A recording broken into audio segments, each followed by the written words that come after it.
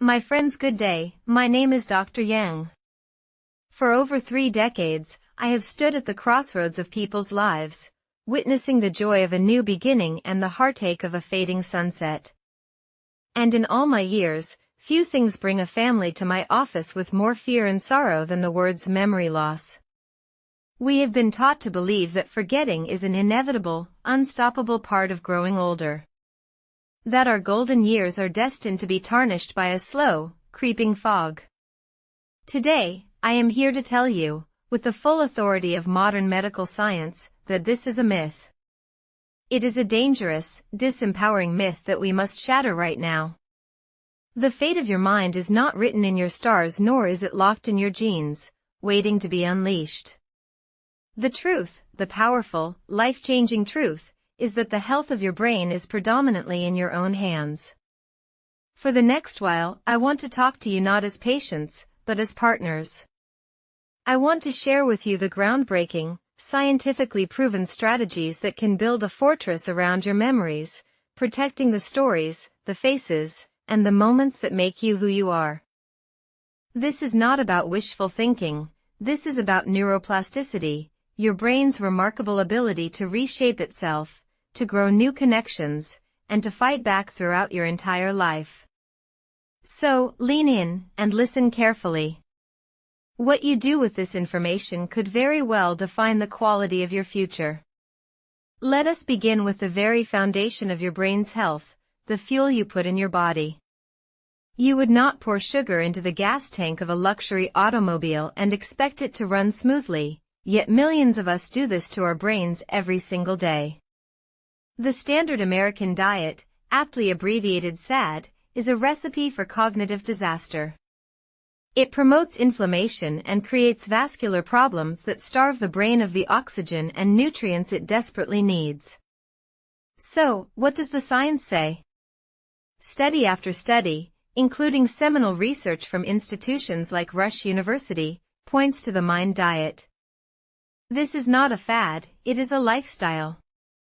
MIND stands for Mediterranean-Intervention for Neurodegenerative Delay. It is a powerful combination of 2 of the world's healthiest diets, specifically tailored to protect your brain. The evidence is stunning, showing it can reduce the risk of Alzheimer's disease by as much as 53%. Let me repeat that, over half the risk can be mitigated by what you choose to put on your fork. What does this look like on your plate? It means embracing leafy green vegetables like spinach and kale every single day. It means having a serving of other vegetables, and making berries, especially blueberries and strawberries, your go-to fruit. Their high levels of flavonoids are like little warriors fighting oxidative stress in your brain. It means choosing whole grains over refined ones, opting for fish at least once a week for its omega-3 fatty acids, which are literal building blocks for brain cells, and using nuts as your daily snack. It means cooking primarily with olive oil. And just as importantly, it means declaring war on the enemies of your mind, butter and margarine, cheese, red meat, fried food, and pastries and sweets. You do not have to be perfect. But you must be consistent. Every green vegetable is a shield. Every berry is a sword in the fight for your memory. Now, let's talk about movement. If diet is the fortress, then physical exercise is the army that actively defends it. For too long, we thought of exercise as being solely for the body, for the heart, for the waistline. We now know it is the single most powerful tool we have for building a resilient brain. When you exercise, you are not just building muscle, you are building brain-derived neurotrophic factor, or BDNF. Think of BDNF as Miracle-Gro for your brain cells.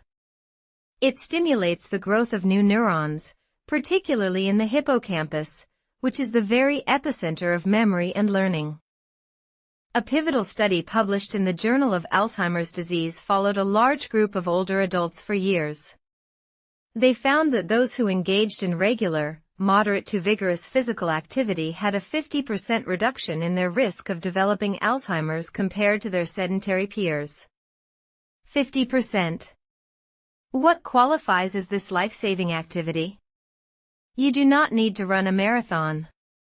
Brisk walking for 30 to 45 minutes, most days of the week, is enough. Swimming, cycling, dancing, find something you love and do it. Every time you break a sweat, you are quite literally washing your brain in a protective, growth-promoting elixir.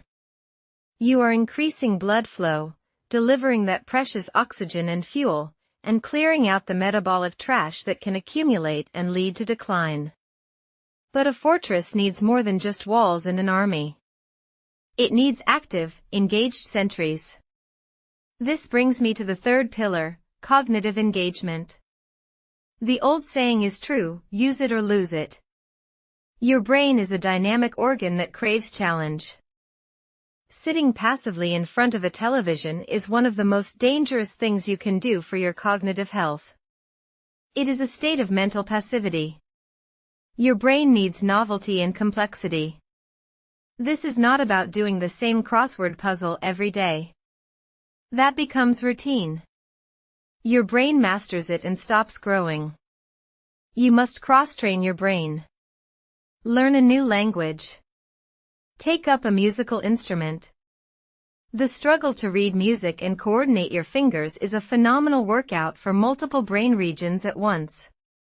Learn to paint, to garden in a new way, to cook intricate new recipes.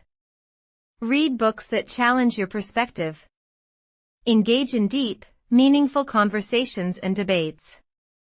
Seek out new hobbies that require manual dexterity and mental focus. Every time you learn something new and difficult, you are forging new neural pathways, creating what cognitive scientists call a cognitive reserve. This reserve is like a savings account for your brain. When the challenges of age or even disease come, your brain has extra capacity, more roads to detour around any damage. It makes you resilient. Now, let us address a silent and often overlooked killer of cognition, isolation. Human beings are social creatures. Our brains are wired for connection. When we become socially isolated, we subject our brains to a chronic, low-grade stress that is incredibly toxic. Loneliness is not just a feeling, it is a physiological state that increases inflammation and cortisol levels, which are directly damaging to the hippocampus. Making a conscious effort to stay socially active is not just about having fun, it is a critical component of your brain's health plan. Join a club. Volunteer. Schedule regular phone calls or video chats with family and friends. Attend community events. Go to a place of worship. Every positive social interaction releases a cascade of feel-good hormones like oxytocin and dopamine, which soothe the brain and enhance its function. Conversation itself is a complex cognitive task. You have to listen, process information, recall memories, and formulate a response, all in real time. It is a full brain workout disguised as a chat with a friend. Do not underestimate the power of a strong social network. It is a safety net for your mind. Furthermore, we must talk about the two silent saboteurs that undermine all our other efforts: poor sleep and unmanaged stress. First, sleep. When you sleep, your brain is not resting. It is in a state of intense activity. This is when your brain performs its essential housekeeping. The glymphatic system, a recently discovered waste clearance system, kicks into high gear, flushing out the metabolic byproducts that accumulate during the day. Among this trash is beta amyloid, the very protein that forms the sticky plaques which are the hallmark of Alzheimer's disease. Think of it this way: during the day, your brain is a busy factory. At night, during deep sleep, the cleaning crew comes in and sweeps away the toxic debris. If you consistently skip sleep, that toxic debris builds up, year after year, until it begins to clog the very machinery of your mind. Prioritizing 7 to 8 hours of quality sleep is not a luxury, it is a non-negotiable nightly cleanse for your brain. And then there is stress. Chronic stress is a poison. It keeps your body in a constant state of fight or flight, flooding your system with cortisol. This hormone, in high, sustained doses, is directly toxic to the neurons in your hippocampus, causing them to shrink and even die. Managing stress is not about eliminating it completely, that is impossible, but about changing your relationship to it. The science points to mindfulness, meditation, and deep breathing exercises. Just 10 to 15 minutes a day of mindful meditation has been shown to physically change the structure of the brain, thickening the prefrontal cortex, the area responsible for executive function, and reducing the size of the amygdala, the fear center. Tai Chi and yoga are also magnificent for this. They combine movement with breath and mindfulness, calming the nervous system and protecting your brain from the corrosive effects of stress. Finally, we must be vigilant about our overall health. Your brain does not exist in a vacuum. It is connected to the rest of your body. What harms the body, harms the brain. High blood pressure, high cholesterol, and diabetes are not just heart attacks or strokes waiting to happen, they are direct threats to your cognitive function. They damage the delicate blood vessels in your brain, leading to small, silent strokes and vascular dementia that chip away at your memory and thinking skills. You must work with your doctor to manage these conditions. Take your prescribed medications. Monitor your numbers. Protecting your heart is, unequivocally, protecting your brain. My friends, the message today is one of profound hope and profound responsibility. The path to preventing memory loss is not found in a single miracle pill. It is found in the symphony of these daily choices. It is in the leafy greens on your plate, the brisk walk in the park, the new song you learn on the piano, the deep laugh you share with a friend, the restful night of sleep you prioritize, and the calm breath you take in a moment of stress.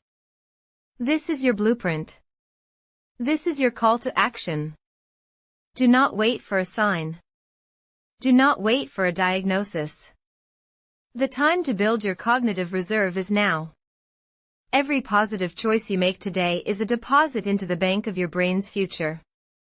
If this message has resonated with you, if you feel that spark of hope and empowerment, then I need you to do something for me, and more importantly, for yourself.